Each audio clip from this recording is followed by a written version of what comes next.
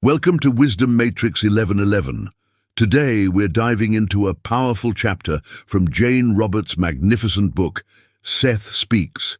The Eternal Validity of the Soul, published in 1972, is one of the most influential works in the field of metaphysics and New Age spirituality. Jane Roberts was an American author, poet, and trance medium who is best known for channeling an entity named Seth. In this book, Roberts claims to channel Seth, who shares profound teachings about the nature of reality, consciousness, the universe, and the soul. In Seth Speaks, we are invited to reconsider our understanding of reality, reminding us that our thoughts, beliefs, and emotions have the power to shape the physical world around us. In this essential chapter from the book, Seth explains how thoughts form matter and introduces the concept of coordination points, mysterious, non-physical energy nexuses that allow our thoughts to manifest into tangible reality. So, let's dive right in. How thoughts form matter, coordination points. As you read the words upon this page, you realize that the information that you are receiving is not an attribute of the letters of the words themselves. The printed line does not contain information. It transmits information. Where is the information that is being transmitted then, if it is not upon the page? The same question, of course, applies when you read a newspaper and when you speak to another person. Your actual words convey information, feelings, or thoughts. Obviously, the thoughts or the feelings and the words are not the same thing. The letters upon the page are symbols, and you have agreed upon various meanings connected with them. You take it for granted without even thinking of it that the symbols, the letters, are not the reality, the information or thoughts which they attempt to convey. Now, in the same way, I am telling you that objects are also symbols that stand for a reality, whose meaning the objects, like the letters, transmit. The true information is not in the objects any more than the thought is in the letters or in words. Words are methods of expression. So are physical objects in a different kind of medium. You are used to the idea that you express yourselves directly through words. You can hear yourself speak them. You can feel the muscles in your throat move, and if you are aware, you can perceive multitudinous reactions within your own body, actions that all accompany your speech. Physical objects are the result of another kind of expression. You create them as surely as you create words. I do not mean that you create them with your hands alone or through manufacture. I mean that objects are natural byproducts of the evolution of your species, even as words are. Examine for a moment your knowledge of your own speech, however. Though you hear the words and recognize their appropriateness, and though they may more or less approximate an expression of your feeling, they are not your feeling, and there must be a gap between your thought and your expression of it. The familiarity of speech begins to vanish when you realize that you, yourself, when you begin a sentence, do not know precisely how you will end it or even how you form the words. You do not consciously know how you manipulate a staggering pyramid of symbols, picking from them precisely those you need to express a given thought. For that matter, you do not know how you think. You do not know how you translate these symbols upon this page into thoughts and then store them or make them your own. Since the mechanisms of normal speech are so little known to you on a conscious level, then it is not surprising that you are equally unaware of more complicated tasks that you also perform, such as the constant creation of your physical environment as a method of communication and expression. It is only from this viewpoint that the true nature of physical matter can be understood. It is only by comprehending the nature of this constant translation of thoughts and desires, not into words now, but into physical objects, that you can realize your true independence from circumstance, time, and environment. Now, it is easy to see that you translate feelings into words or bodily expressions and gestures, but not quite as easy to realize that you form your physical body as effortlessly and unself-consciously as you translate feelings into symbols that become words. You have heard the expression before, I am sure, that the environment expresses a particular individual's personality. I am telling you that this is a literal and not symbolic truth. The letters upon the page have the reality only of ink and paper. The information they convey is invisible. As an object, this book itself is only paper and ink. It is a carrier of information. You may perhaps argue that the book was manufactured physically and did not suddenly erupt through Rupert's skull, already printed and bound. You, in turn, had to borrow or purchase the book, so you may think, surely I did not create the book as I created my words.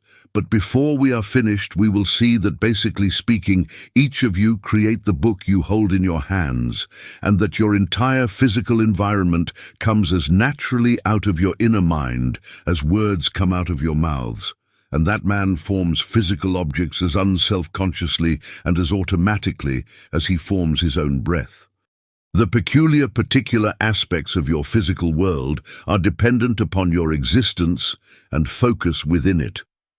The physical universe does not contain physical objects of solidity, width, and depth, for example, to those whose existence is not within it. Other kinds of consciousness coexist within the same space that your world inhabits. They do not perceive your physical objects, for their reality is composed of a different camouflage structure. You do not perceive them, and generally speaking, they do not perceive you. This is a general statement, however, for various points of your realities can and do coincide, so to speak. These points are not recognized as such, but they are points of what you could call double reality, containing great energy potential. Coordinate points indeed, where realities merge. There are main coordinate points, pure mathematically, sources of fantastic energy, and subordinate coordinate points, vast in number. There are 4 absolute coordinate points that intersect all realities. These coordinate points also act as channels through which energy flows, and as warps or invisible paths from one reality to another. They also act as transformers and provide much of the generating energy that makes creation continuous in your terms. Your space is filled with these subordinate points, and as you will see later, these are important in allowing you to transform thoughts and emotions into physical matter. When a thought or emotion attains a certain intensity, it automatically attracts the power of one of these subordinate points, and is therefore highly charged, and in one way magnified, though not in size. These points impinge upon what you call time as well as space. There are certain points in time and space, therefore, again in your terms, that are more conducive than others, where both ideas and matter will be more highly charged. Practically speaking, this means that buildings will last longer. In your context, that ideas wedded to form will be relatively eternal. The pyramids, for example, are a case in point. These coordinate points, absolute, main, or subordinate, represent accumulations or traces of pure energy, minute to an extreme if you are thinking in terms of size, smaller than any particle of which your scientists know, for example, but composed of pure energy. And yet this energy must be activated. It is dormant until then, and it cannot be activated physically. A few clues here that might help you, or mathematicians. There is an ever so minute alteration of gravity forces in the neighborhood of all of these points, even of the subordinate ones, and all the so-called physical laws to some extent or another will be found to have a wavering effect in these neighborhoods. The subordinate points also serve in a way as supports, as structural intensification within the unseen fabric of energy that forms all realities and manifestations. While they are traces or accumulations of pure energy, there is a great difference between the amount of energy available in the various subordinate points and between the main and the absolute points. These are points, therefore, of concentrated energy. The subordinate points are far more common and, practically speaking, affect your daily concerns. There are better places than others to build houses or structures, points where health and vitality are strengthened, where, other things being equal, plants will grow and flourish, and where all beneficial conditions seem to meet. Some people can sense such neighborhoods instinctively. They occur within certain angles made by coordinate points. The points obviously are not themselves physical, that is, they are not visible, though they may be mathematically deduced. They are felt, however, as intensified energy. In a given room, plants will grow more effectively in a particular area than in other areas, providing that both areas contain such necessary requirements as light. All of your space is permeated by these coordination points, so that certain invisible angles are formed. This is highly simplified, but some angles will be more on the outskirts than others, and will be less favorable for all conditions of growth and activity. In speaking of these angles, we will treat them as three-dimensional, though they are, of course, multidimensional. Since the nature of these angles is not the main topic of my book, it is not possible to explain them thoroughly here. They will seem to be stronger during certain times than other times, though these differences have nothing to do with either the nature of the coordinate points or with the nature of time. Other elements affect them, but we need not be concerned with these now. The concentrated energy points are activated by emotional intensities that are well within your normal range. Your own emotions or feelings will activate these coordinates whether you know of them or not. Greater energy will therefore be added to the original thought or feeling, and its projection into physical matter accelerated. Now this applies regardless of the nature of the feeling, only its intensity is involved here. These points are like invisible power plants, in other words, activated when any emotional feeling or thought of sufficient intensity comes into contact. The points themselves intensify whatever activates them in a quite neutral manner. This is highly simplified, but the subjective experience of any consciousness is automatically expressed as electromagnetic energy units. These exist beneath the range of physical matter. They are, if you prefer, incipient particles that have not yet emerged into matter. These units are natural emanations from all kinds of consciousness. They are the invisible formations resulting from reaction to any kind of stimuli. They very seldom exist in isolation, but unite under certain laws. They change both their form and their pulsation. Their relative duration depends upon the original intensity behind them, that is, behind the original thought, emotion, stimuli, or reaction that brought them into being. Again, highly simplified here, under certain conditions these coagulate into matter. Those electromagnetic units of high enough intensity automatically activate the subordinate coordinate points of which I have spoken. They are therefore accelerated and propelled into matter far more quickly, in your terms, than units of lesser intensity. Molecules would appear as large as planets to these units. Atoms and molecules and planets and these electromagnetic energy units are simply different manifestations of the same principles that bring the units themselves into being.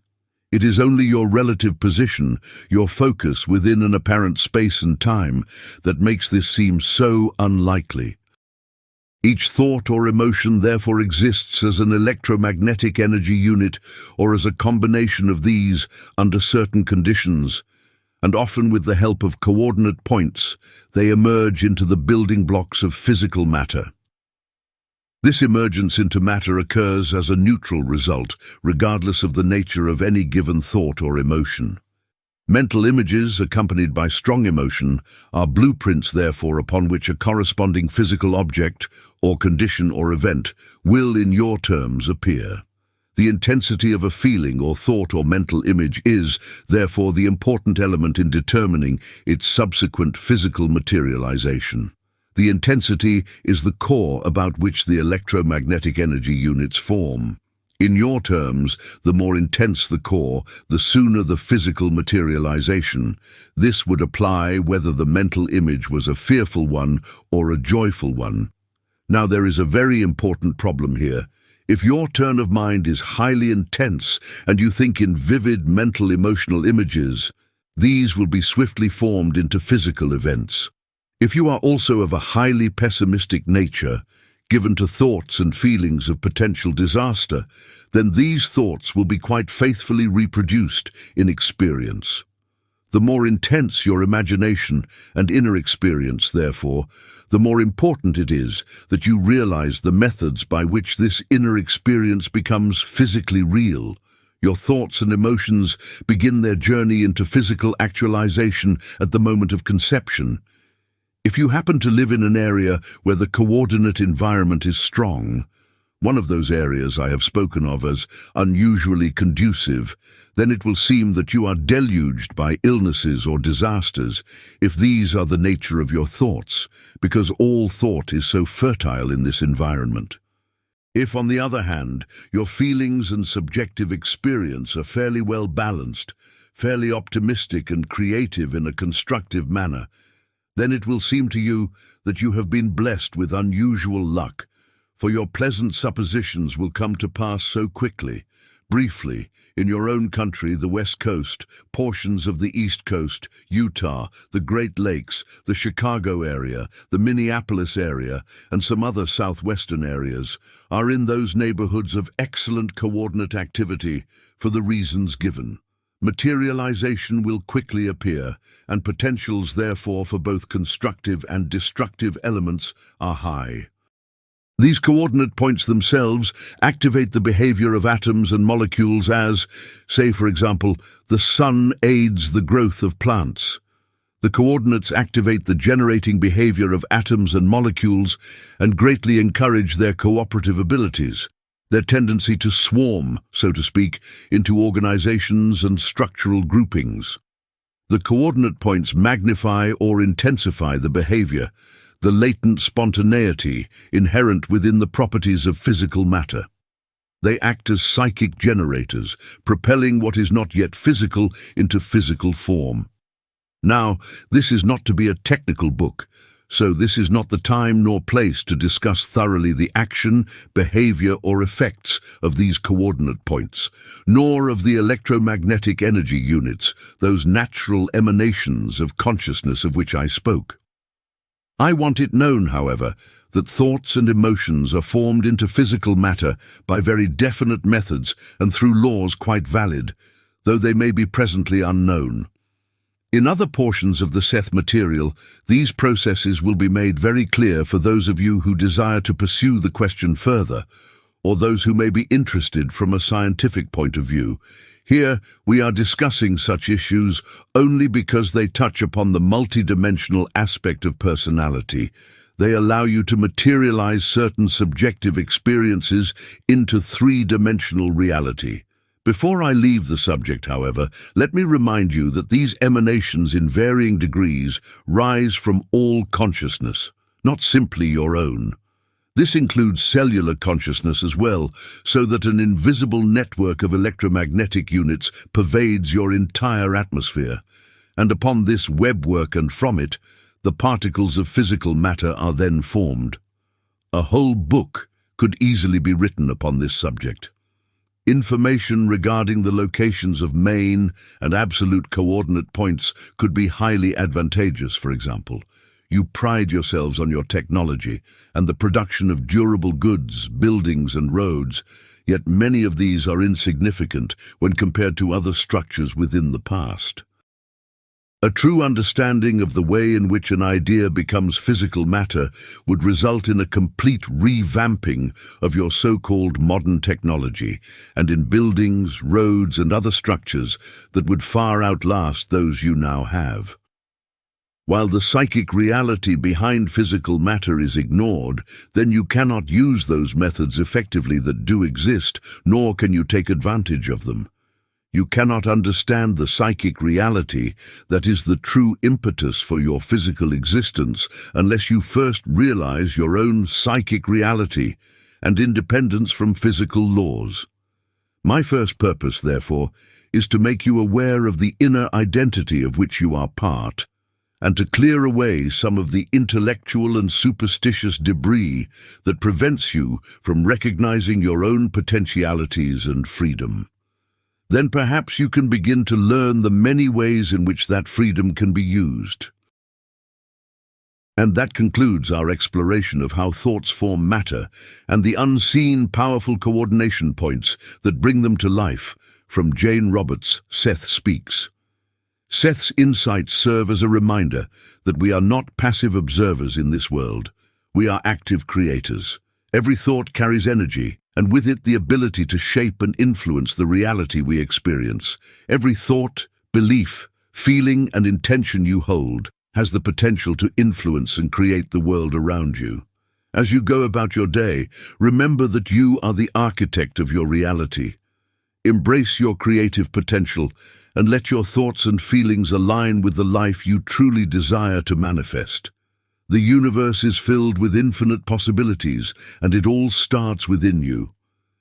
Thank you for joining Wisdom Matrix 1111 on this journey. Please help support the channel by hitting the subscribe button and liking the video. Also, feel free to share your thoughts or experiences in the comments below.